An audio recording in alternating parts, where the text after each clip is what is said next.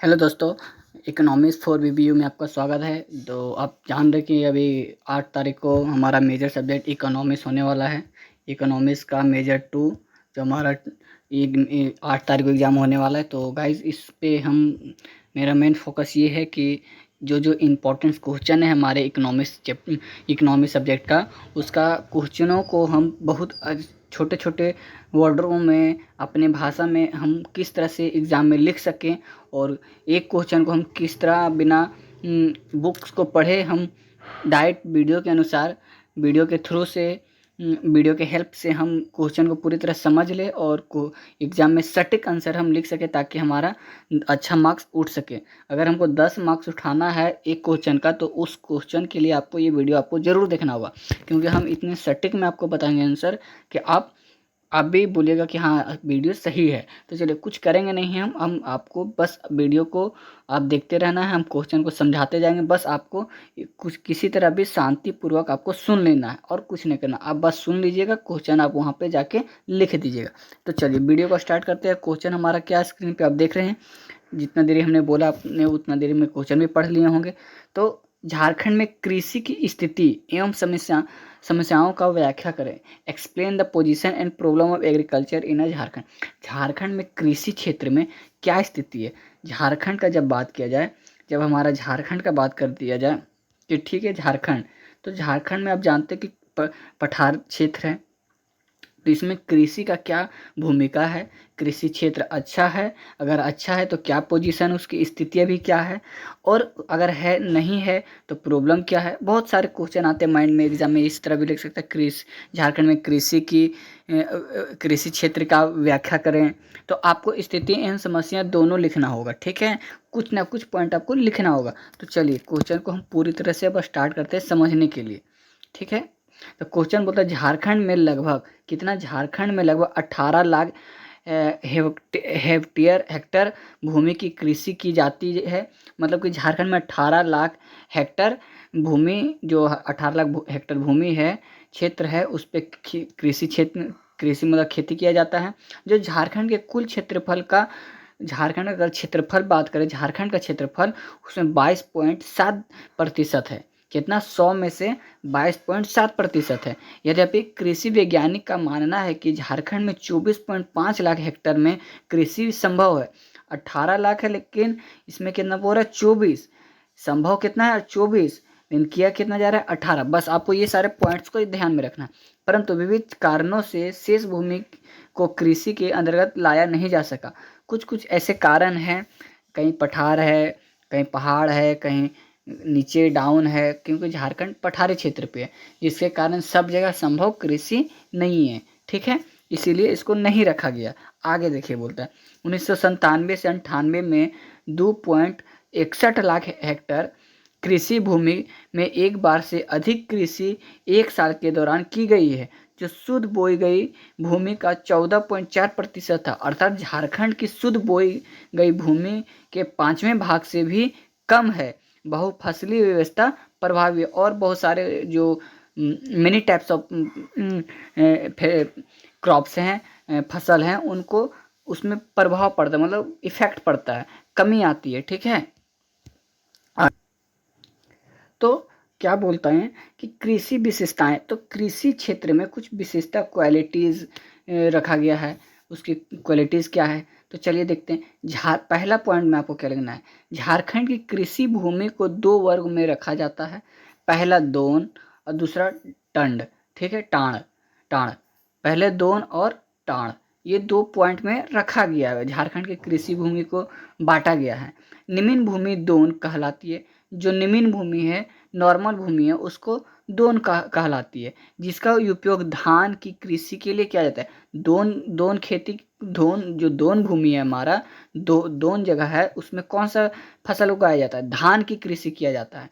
और मृदा की उर्वरता के दृष्टिकोण से दोन का पुनः 3 वर्ग से रखा जाता है।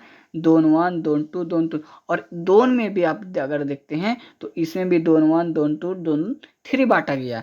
अब दोन 1, दोन 2, दोन 3 क्या है, इस तीनों को समझते हैं, ठीक है। फिर हम आपको बताएंगे लास्ट में कि एग्जाम में आपको लिखना किस तरह है। दोन 1 जल ग्रहण करने की क्षमता तथा उर्वरता के दृष्टिकोण से सबसे उत्तम मानी जाती है। कहीं कहीं साल में धान की 2 फसलें तक उपजाई जाती है। नदी, घाटियाँ अथवा नल समीप पट्टी दोनवन से संबंधित होती है। दोनवन तथा दोन 3 के माध्यम से वर्गीकरण पट्टी में दोन 2 का विस्तार मिलता है। दोन 3 का उपयोग जल्दी तैयार होने वाले धान अथवा गोड़ा मोटा धान का उत्पादन के लिए किया जाता है। कहने का मतलब ये है कि तीसरा जो श्रेणी है उसमें जल्दी मतलब किसी भी पदार्थ को, किसी भी अनाज को, धान, कृषि को जल्दी उगाया जाता है, जल्दी उसमें तैयार हो जाता है। ठीक है, आगे बोलते हैं। टांड क्या होता है? टांड भूमि 3 उपवर्गों में विभाजित है। जो वस्तु उच्च भूमि में मिलती है, टांड 1, टांड 2, टांड 3। ठीक है, इसको भी 3 भाग में रखा गया। अब तीनों क्या क्या कहता है भैया सुनेंगे। टांड 1 आदिवासीय क्षेत्र में आसपास फैला होता है, जहाँ कुआं द्वारा सिंचाई की सहायता से साधन कृषि विशेषकर सब्जियां उत्पादन की जाती है। जबकि टांड में 1 तथा टांड 3 उपयोग दलहन है, तिलहन अथवा मोटे अनाज को उत्पादन के लिए किया जाता है एवं आदिवासी क्षेत्र में सामान्यतः दूर होते हैं। कहने का टांड 1 का मतलब यह है कि जो टांड मतलब कि जहाँ पे कुआं हो गया, चापाकल हो गया, मोटर से या नदी, छोटा नदी है उससे पानी टान के, पानी लाकर मोटर लगाकर अगर हम किसी फसल को उगा रहे हैं तो वो टांड कहलाता है। ठीक है, इसी को टांड 1, टांड 2, टांड 3 में बांटा गया है। आगे देखते हैं। दूसरा, औसत रूप से शुद्ध बोई गई भूमि का अनुपात 22.7% 1997 से 98 में था, परंतु 300 मीटर से कम ऊंचे क्षेत्रों में 30% से अधिक भूमि कृषि के अंतर्गत लगी है। मतलब जो 300 मीटर से कम ऊंचे क्षेत्र हैं झारखंड में, उसमें 30% भूमि पर कृषि किया जाता है। जबकि 300 मीटर से अधिक ऊंचे क्षेत्रों में 3% से कम भूमि कृषि 30% किया जाता है और 30% कम किया जाता है। ठीक है, कृषि भूमि का अनुपात सबसे अधिक तालाब, जलाशय, नदी, नालों समेत मिलता है। आप समझ सकते हैं कि झारखंड में अगर नदी है, कहीं नाला है, तालाब है, कुआं है, तो वहीं पे कृषि ज़्यादा किया जाता है, फसल वहीं ज़्यादा उगाया जाता है। पहाड़ी प्रदेश जैसे दलमा की श्रेणी, राजमहल की पहाड़ी, पट प्रदेश तथा वनछंदित क्षेत्र जैसे सरंडा, पोराहाट इत्यादि क्षेत्र में कृषि भूमि का अनुपात काफ़ी कम मिलता है। बाकी जो हम पढ़ें ये सारे नाम, ये सब में कम उत्पादन में खेती किया जाता है, क्योंकि यहाँ पे ऊंची क्षेत्र है या वहाँ पे बहुत जल का परिबंध नहीं है, इसी कारण वहाँ पे नहीं किया जाता है। कुल क्रियाशील जनसंख्या का 75% से अधिक कृषि कार्यों में संलग्न है। गुमला, लोहरदंगा तथा सिमडेगा में 80% से अधिक, जबकि धनबाद तथा बोकारो जैसे जिलों में 50% कम क्रियाशील जनसंख्या कृषि भूमि में लगी है। मतलब कि अब ये शहर है, धनबाद हो गया, बोकारो, ये सब शहर में अब डेवलप हो गया, तो ये इसमें कम भूमि पे खेती की जाती है, 50% किया जाता है। बाकी आगे अगर हम 80% देखें तो गुमला, लोहरदगा, सिमडेगा में 80% खेती किया जाता है। ठीक है, चौथा पॉइंट क्या कहता है? खाद्य कृषि दृश्य में एक अधिकार रखते हैं, क्योंकि 1997-98 में 17.4 लाख हेक्टेयर में अनाज तथा मात्र 1.4 लाख हेक्टेयर में नकदी फसल उत्पादित की गई। अगर 1999 से 2000 में नकदी फसलों के अंतर्गत 2 लाख हेक्टेयर भूमि लगी थी। ठीक है, ये 4 पॉइंट है। 5वां पॉइंट क्या बोलता है?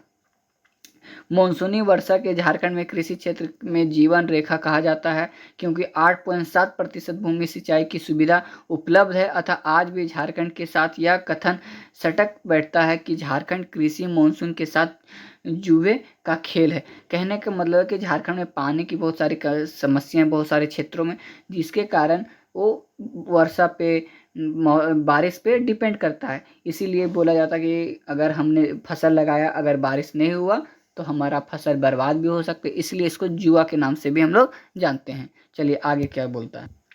चलिए, हमने उसमें 5 पॉइंट बता दिया, अब 5 पॉइंट हम समस्या बताएंगे। ठीक है, तो कृषि की समस्या झारखंड में क्या है? पहला, छोटे तथा बिखरे हुए खेत।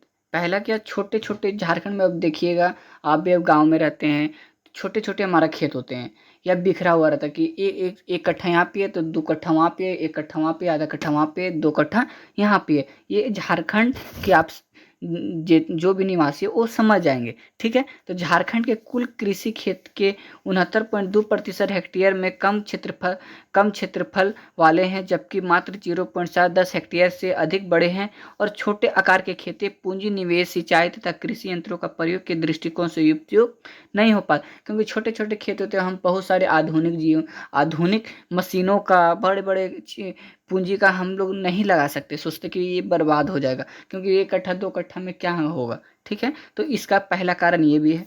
दूसरा कारण क्या हमारा आता है, निम्न उत्पादकता। झारखंड में अनाजों का प्रति हेक्टेयर औसत उत्पादन 1116 किलोग्राम है, जबकि संपूर्ण भारत का औसत 1700 किलोग्राम है। इसी प्रकार चावल के प्रति हेक्टेयर को देखा जाए तो यह क्रमशः 1226 किलोग्राम झारखंड का है तथा 1895 किलोग्राम भारत का है। 1997 से 98 में पाया जाता है। ये कब का रिकॉर्ड है, 1997 से 98 के बीच। ठीक है, तीसरा पॉइंट आपको क्या लिखना है, झारखंड के अधिकांश क्षेत्र में लाल बुलाइत अथवा हेक्टेयर मिट्टी मिलती है अथवा मिट्टी की उर्वरता अधिकांश भागों में निम्न स्तर की है। ठीक है, चौथा पॉइंट, कृषि भूमि की मात्र 8.7% को सिंचाई की सुविधा प्राप्त है और झारखंड में औसत वार्षिक वर्षा 140 सेंटीमीटर होती है। अतः कृषि वैज्ञानिकों का मानना है कि जब तक 50% कृषि भूमि को सिंचाई के अंतर्गत नहीं लाया जाएगा, झारखंड सूख का प्रकोप झेलता रहेगा।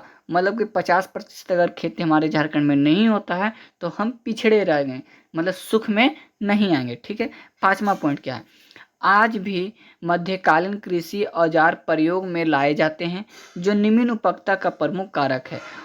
तो इसमें देखिए, अब इसमें हम कुछ डील करेंगे। 1997-98 कब का बात हो रहा है, 1997-98 में झारखंड का उर्वरकों की प्रति हेक्टेयर खपत मात्र 16 किलोग्राम थी, जबकि दक्षिणी बिहार में 76 किलोग्राम, ठीक है, प्रति हेक्टेयर था। इसी प्रकार कीटनाशकों की खपत भी भारत के अन्य क्षेत्र की तुलना में कम है। ठीक है, अब बोलते हैं, अब ये सारे हमने प्रॉब्लम्स देखे, समस्याएं देखें, उनकी स्थिति देखें। अब एक हमारा हरित क्रांति युद्ध हुआ था, हरित क्रांति हुआ था जिसके कारण झारखंड में भी कृषि क्षेत्र पे क्या प्रभाव पड़ा उसको भी थोड़ा आप अगर लिख देते हैं तो अच्छा नंबर आपको मिल सकता है। तो हरित क्रांति 1997 में, कब, 1997 में प्रारंभ हुए। इस देश सके विभिन्न भागों में एवं वाईवीपी का तेजी से विस्तार हुआ, परंतु इसका लाभ झारखंड को अब तक नहीं मिल पाया। हरित क्रांति हमारे कृषि क्षेत्रों के लिए किया गया था, लेकिन अभी तक झारखंड को इससे कोई लाभ प्राप्त नहीं हुआ। ठीक है, अतः झारखंड आज भी कृषि उत्पादन के दृष्टिकोण से आत्मनिर्भर नहीं है। अगर बात करें कि अगर हम झारखंड के कृषि क्षेत्र से बिलोंग करते हैं, हम कृषि करते हैं, फसल उगाते हैं, तो हम आत्मनिर्भर अभी तक नहीं है, क्योंकि हरित क्रांति का लाभ हमें प्राप्त नहीं हो पाया। आगे चलिए बताते हैं। अरे आवाज़ कम कर दो। अब कुछ आपको पॉइंट्स लिखना है उसमें हरित क्रांति में। पहला, 1997-98 में अनाजों की कुल तो क्या बोलते हैं कि अनाजों की कुल आवश्यकता 46 लाख टन थी, जबकि उत्पादन 23 लाख टन हुआ। ठीक है, हमारा ज़रूरत कितना था, 46, लेकिन होता कितना था, 23। दूसरा, दूध की आवश्यकता 21 लाख टन थी, जबकि उत्पादन 10 लाख टन होता। मतलब हर चीज़ में कमी हो रहा, आप देख रहे हैं। ठीक है, सब्जियां की आवश्यकता 23 लाख टन थी, जबकि 20 लाख होता था, इसमें भी 3 लाख कम। फलों की आवश्यकता 10.3 लाख थी, जबकि उत्पादन मात्र 3.6 लाख होती थी। मतलब कि 7 लाख टन कम होता था। सिर्फ मांस और अंडे की दृष्टिकोण से झारखंड आत्मनिर्भर था। अगर हम मांस, मीट मछली का बात करें, अंडे के बात करें, तो उसके दृष्टिकोण से हम आत्मनिर्भर थे, उसमें हम लोग ज़्यादा उत्पादन करते थे। ठीक है ना, ये हमारा पॉइंट है। अब क्या करना है, आगे बताते हैं। अब हमें क्या करना है, हरित क्रांति का भी थोड़ा हम लोग डिटेल कर दिए, बता दिए। अब हमें क्या लिखना, कृषि विशेषताएं स्पष्ट करती है कि झारखंड की कृषि व्यवस्था पिछड़ी हुई है अतः यहाँ के कृषि विकास के लिए निम्न कदम उठाना लाभदायक होगा। पहला, अब कौन कौन सा, मात्र 8.7% कृषि भूमि को सिंचाई की सुविधा प्राप्त है। भूमिगत जल संसाधन के सीमित होने, उबड़ खाबड़ धरातल, सदाबहार नदियाँ का अभाव जैसी विशेषताओं के कारण यहाँ नहरों एवं कुआं द्वारा सिंचाई की तुलना में तालाब, रोक बांध, उद्रा सिंचाई इत्यादि अधिक अनुकूल है। अतः सिंचाई की विस्तार के क्रम में इन तथ्यों को ध्यान में रखना होगा। ठीक है, कि आपको कुआं हो गया, तालाब हो गया, नदी हो गया, इससे आपको अगर है तभी आप यहाँ कृषि कर सकते हैं। यह सुझाव पहला। दूसरा सुझाव क्या है कि झारखंड के बड़े भूभाग 120 सेंटीमीटर से कम वर्षा प्राप्त करते हैं अतः ऐसे क्षेत्र को सूचक कृषि के विकास पर विशेष बल देना होगा। ठीक है, शीघ्र तैयार होने के बली फसलों के नस्ल को प्रभावी बनाना तो आवश्यक ही है। ऐसी फसलों को प्राथमिक देनी होगी जो कम जल की आवश्यकता जैसी विशेषताएं तो रखती ही है, हो सूख के विरोध प्रतिरोधात्मक क्षमता से युक्त हो। जल संरचना को ध्यान में रखते हुए जल की कृषि का रोकथाम का विकास के साथ साथ स्प्रिंकल तथा ड्रिप सिंचाई को भी प्रभावी बनाना आवश्यक है। हमने ये बताया, तो आपको करना क्या है,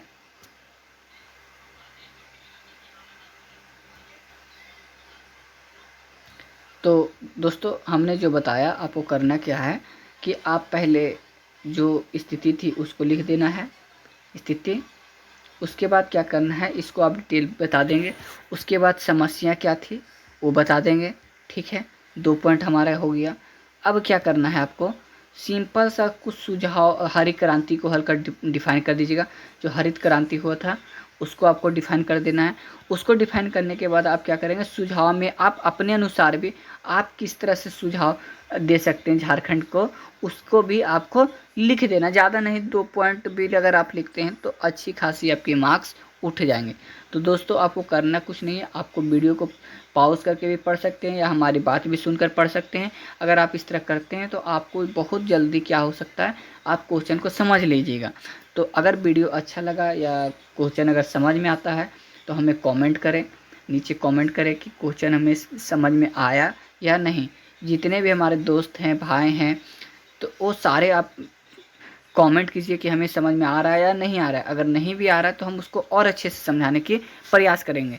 अगर आपको इम्पोर्टेंस क्वेश्चन सिर्फ पढ़नी है वो भी हमें कमेंट कीजिए, हम सिर्फ इम्पोर्टेंट क्वेश्चन ही अपलोड करेंगे। ठीक है, तो दोस्तों आप वीडियो को सपोर्ट कीजिए और हमारे चैनल को अब जल्दी से सब्सक्राइब कीजिए ताकि और सारे भी सेमेस्टर, जो सेमेस्टर 3 हो, 4 हो, 5 हो, 1 हो, 2 हो, सारे का वीडियो हम सारा इकोनॉमिक्स का वीडियो में इंपॉर्टेंट क्वेश्चन हम अपलोड करते रहेंगे। ठीक है, और जितने भी इन्फॉर्मेशन आती है तुरंत हमारे यूट्यूब चैनल पे अपलोड होते हैं। ठीक है।